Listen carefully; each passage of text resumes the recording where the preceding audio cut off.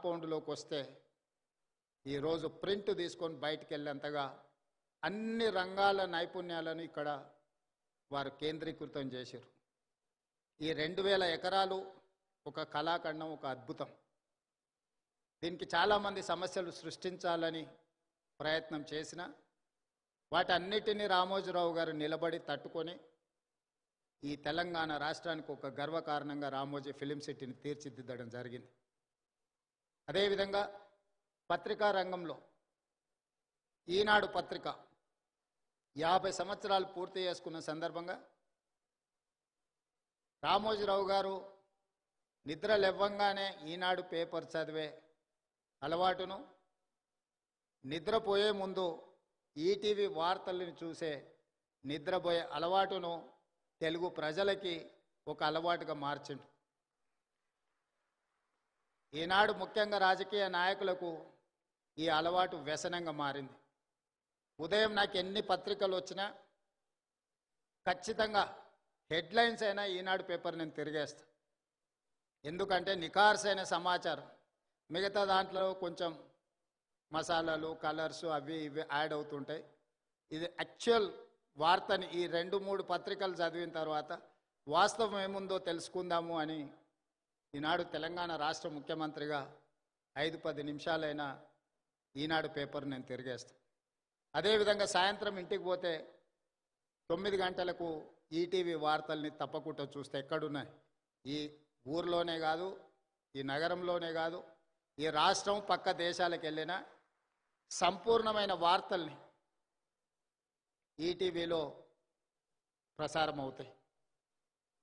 వాళ్ళ ఆలోచనలను కాకుండా జరిగిన వాస్తవాలను ప్రజలకు అందించాలన్న వారి స్ఫూర్తి ఈరోజు ఈనాడులో కానీ ఈటీవీలో కానీ కనిపిస్తుంది.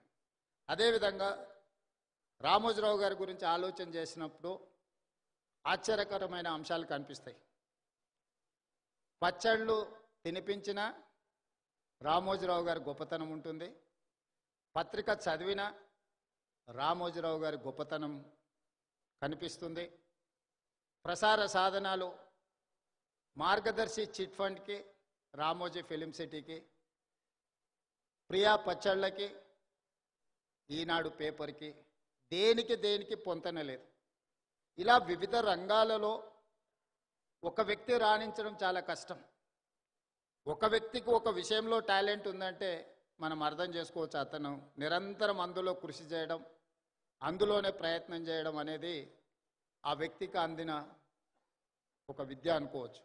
కానీ రామోజీరావు గారు ఏ రంగంలో ప్రవేశించినా ఆ రంగంలో నెంబర్ 1 ఉండడానికి వారు నిరంతరం, నాకు తెలిసి రోజుకు 18 గంటలు శ్రమించి ఈరోజు వారు ఏ రంగంలో ప్రవేశించినా ప్రతి రంగంలో తనదైన ముద్రను వారు వేయడం జరిగింది. అందుకే ఈనాడు రామోజీ సంస్థ ఈ రామోజీ ఎక్సలెన్స్ అవార్డు కార్యక్రమాన్ని పెట్టడం ద్వారా ఈరోజు అవార్డు గ్రహీతలను గుర్తించడమే కాకుండా భవిష్యత్తులో ఇంతకుముందు చంద్రబాబు నాయుడు గారు ఏదైతే చెప్పినరో ఈ అవార్డు అనేది ఒక గొప్ప గౌరవంగా భవిష్యత్తులో ఇది రాణిస్తుంది అని నేను కూడా వారితో ఏకీభవిస్తున్నా. రామోజీ ఎక్సలెన్స్ అవార్డు అనేది ఆషామాషిగానో లేకపోతే రవీంద్ర భారతిలో చప్పట్లు దుప్పట్లతోని ఏర్పాటు చేసే ఆర్టిఫిషియల్ అవార్డు కాదు అని నేను సంపూర్ణంగా విశ్వసిస్తున్నా.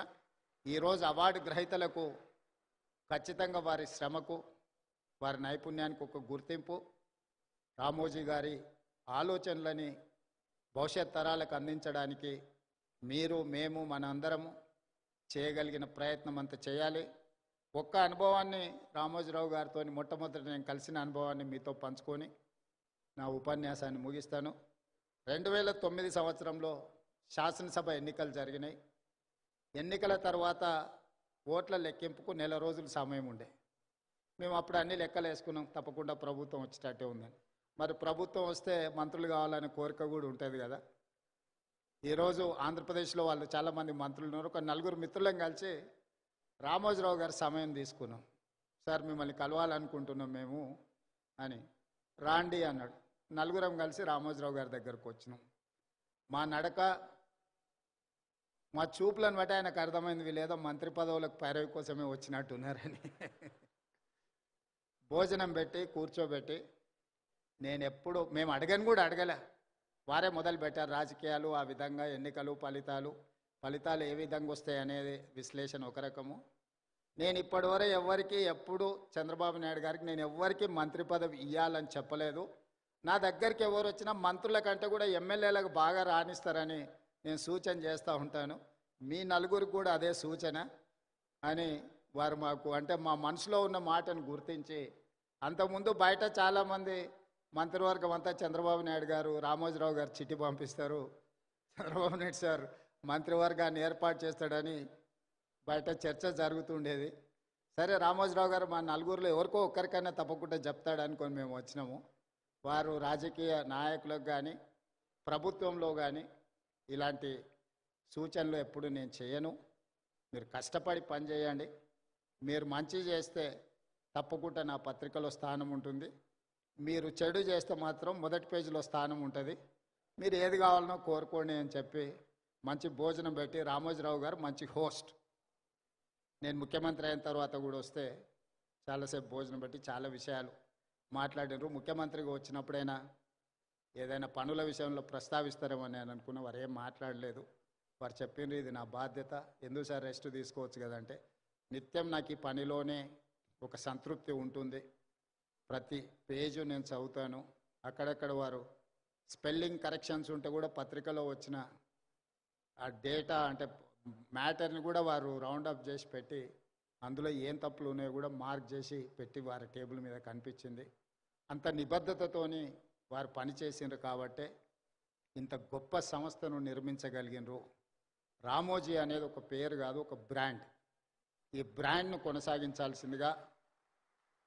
కొనసాగించే క్రమంలో మా వంతు సహకారం, మా సహకారం ఏం లేదు, మేము మీకు అన్యాయం చేయకపోవడం మీకు పెద్ద సహకారము.